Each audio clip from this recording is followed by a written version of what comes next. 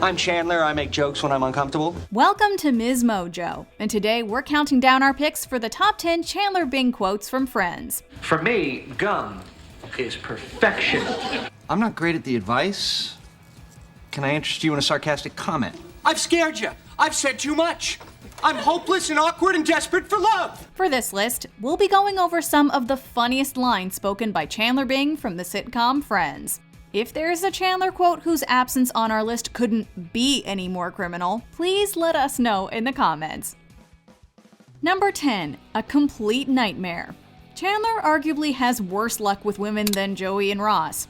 So, when the latter finds himself having to choose between Rachel and his then-girlfriend Julie, Chandler is less than sympathetic. I don't know what I'm gonna do. What am I gonna do? I mean, this is like a complete nightmare. Chandler compares having the love of two gorgeous women to other non-problems, like having a wallet too small for $50 bills, or having ill-fitting diamond shoes. Oh, I know, this must be so hard. Oh no, two women love me. They're both gorgeous and sexy. My wallet's too small for my 50s, and my diamond shoes are too tight. This is some classic Chandler sarcasm, and it's a line we love to bust out ourselves whenever someone we know complains needlessly. What's that? Fueling your private jet costs too much? That must be so terrible. Number 9, a bad situation. During season 4, Chandler finds his friendship with Joey tested like never before. That was Joey, he's running a little late, and he says he's sorry. So, I guess it's just you and me then. The cause is the fact that he finds himself falling for Joey's girlfriend, Kathy. The two of them have incredible chemistry, and one night, when Joey's out with another girl, they act on their feelings with a kiss. I forgot my purse. Oh.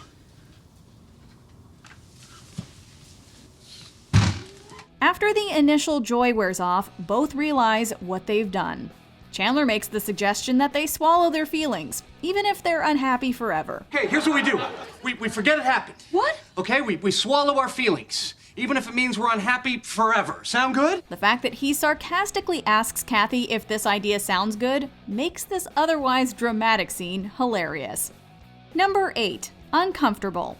This one pretty much sums Chandler up in a nutshell, as well as anyone else who uses humor to ease tension or to get themselves out of a sticky situation. Oh my God. I know, but just let me say it. Oh my God, Richard. What? I'm Chandler. Oh, that's Richard. Be forewarned though, this technique could backfire and you may have to resort to being candid instead.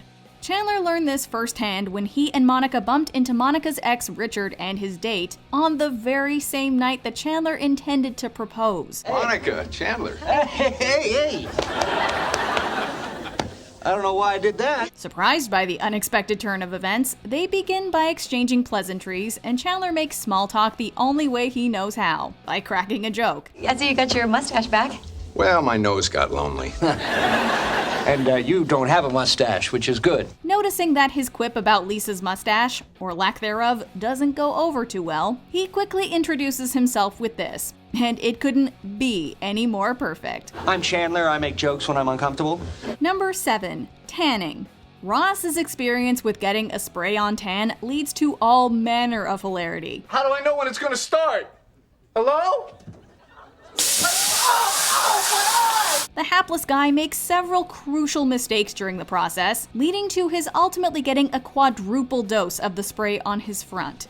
In between sessions, he goes to Monica and Chandler's apartment and shows off the unfortunate results that have him looking like, well, this. Hold on.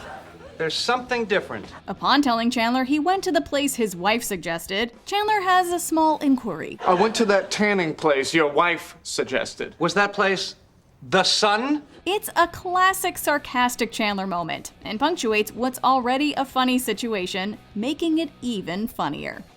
Number 6, Scottish. Getting married can be a stressful event, and while friends and family can often offer support and aid, they can also be a source of stress. What is that? I think it's the dying cat parade. Such is the case for Monica and Chandler when they discover what Ross has planned for their wedding. One day, the two of them overhear loud, poorly played bagpipe music coming from across the street. They're horrified to discover that it's Ross, with Chandler realizing that Ross plans to play at their wedding, after Ross asked him earlier about his Scottish heritage. You know that thing that Ross was going to do at our wedding? He was hanging out with me yesterday, and he turned to me and he said, "You're half Scottish, right?" When Monica rhetorically demands to know why his family is Scottish, Chandler shoots back, "Why is your family Ross?" The man has some dang witty replies, and this is one of our favorites. Number 5. Gum. Oh, great. This is just... Early on in Friends, we get one of the funniest Chandler storylines of all. During a blackout, Chandler is separated from the rest of the gang and trapped in an ATM vestibule. There's good news and bad news. The good news, he's trapped in there with supermodel Jill Goodacre. Would you like to call somebody? Yeah, about 300 guys I went to high school with. The bad news, he's trapped in there with supermodel Jill Goodacre. We're offered a rare glimpse into Chandler's neurotic inner thoughts as he stresses out over every little thing. Even something as simple as being offered gum sends him into knots. What the hell was that? Mental note, if Jill Goodacre offers you gum, you take it. If she offers you mangled animal carcass, you take it. However, it leads to one of his funniest quotes, in which Chandler claims that her offer of gum would be perfection. You know, on second thought, gum would be perfection. This is the kind of awkward quote that makes Chandler very relatable. Gum would be perfection. Could have said gum would be nice, could have said I'll have a stick, but no. For me, gum is perfection. I loathe myself. Number 4. Parachute. Ross's ex-wife having a baby brings out lots of reactions in the group as they spend hours in the waiting room. No fair. I don't even have one. How come they get 2? You'll get one. Oh, yeah? When? Monica in particular feels envious of the new mother she sees. Chandler, trying to help out, posits that if neither of them are married by the time they reach the age of 40, they could get together and have children. When we're 40, if neither of us are married, what do you say you and I get together and have one? However, Monica responds by wondering why he thinks she won't be married at 40. Caught off guard, Chandler panics and eventually jokes that what he thought was an imaginary parachute is actually a knapsack, even diving over the back of his chair. Well? Dear God, this parachute is a knapsack. It's a great moment that not only foreshadows his relationship with Monica, but is hysterical and sympathetic to boot. We've all found ourselves in a situation like this. Number 3. Advice. The friendship between Joey and Rachel is usually fairly strong. However, things get awkward between them after Joey confesses to being in love with her while on a friend date.